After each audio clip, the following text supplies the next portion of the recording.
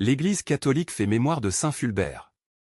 À la fin du Xe siècle, Fulbert fut un astre de première grandeur, on disait de lui qu'il était Socrate et Platon réincarnés dans la même personne. En plus de la théologie et de l'exégèse, il maîtrisait la physique, la médecine et l'astronomie. Il possédait la philosophie d'Aristote que les Arabes venaient d'introduire en Europe par l'Espagne. Après des études à Reims avec l'archevêque Gerbert, futur pape Sylvestre II, il le suit à Rome. Fulbert deviendra prêtre, puis chancelier de l'école et enfin évêque de Chartres. Plein de zèle pastoral et brillant philosophe, conseiller de la royauté capétienne, il tenait à rester simple enseignant. Grâce à son savoir et à son influence, Chartres devint le premier centre pensant de la Gaule. Plusieurs des disciples de maître Fulbert seront des sommités de cette époque, ainsi Bernard Langevin, Hubert de Poitiers et Ardouin de Fougères. Les Chartrains garderont le souvenir de cet évêque au doux visage et de ses entretiens pleins de doctrine et de ferveur. Fulbert nous a laissé des traités, des homélies, des proses liturgiques et plus d'une centaine de lettres. Il fut aussi le chantre de Notre-Dame, avant Saint Bernard. Évoquer Fulbert, c'est montrer la sublime cathédrale de Chartres.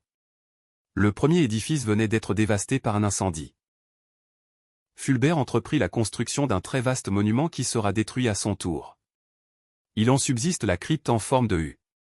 Ces immenses galeries en font la crypte romane la plus vaste de France, elle servira de base à la cathédrale actuelle.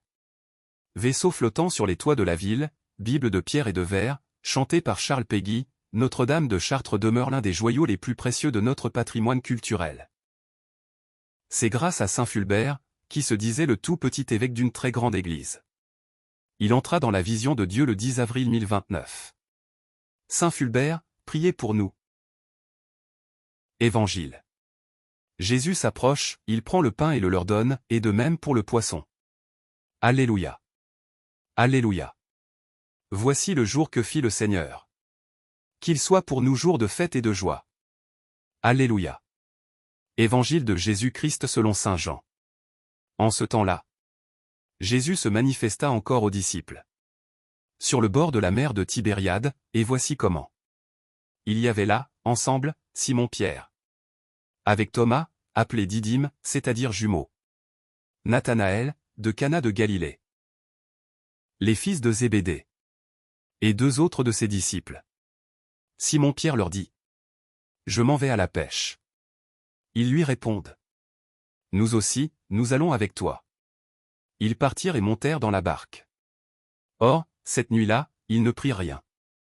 Au lever du jour, Jésus se tenait sur le rivage. Mais les disciples ne savaient pas que c'était lui. Jésus leur dit. Les enfants? Auriez-vous quelque chose à manger? Ils lui répondirent. Non. Il leur dit. Jetez le filet à droite de la barque. Et vous trouverez. Ils jetèrent donc le filet. Et cette fois ils n'arrivaient pas à le tirer. Tellement il y avait de poissons.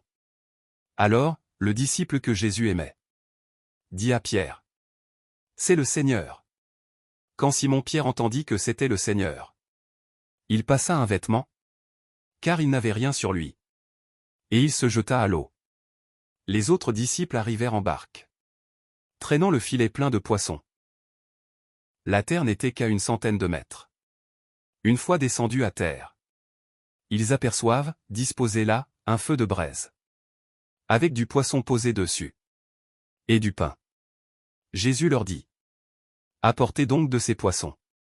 Que vous venez de prendre. Simon-Pierre remonta. Et tira jusqu'à terre le filet plein de gros poissons. Il y en avait 153. Et, malgré cette quantité, le filet ne s'était pas déchiré. Jésus leur dit alors. Venez manger. Aucun des disciples n'osait lui demander. Aucun des disciples n'osait lui demander. Qui es-tu? Il savait que c'était le Seigneur. Jésus s'approche. Il prend le pain. Et le leur donne. Et de même pour le poisson. C'était la 3e fois que Jésus ressuscité d'entre les morts se manifestait à ses disciples. Acclamons la parole de Dieu. Louange à toi Seigneur Jésus.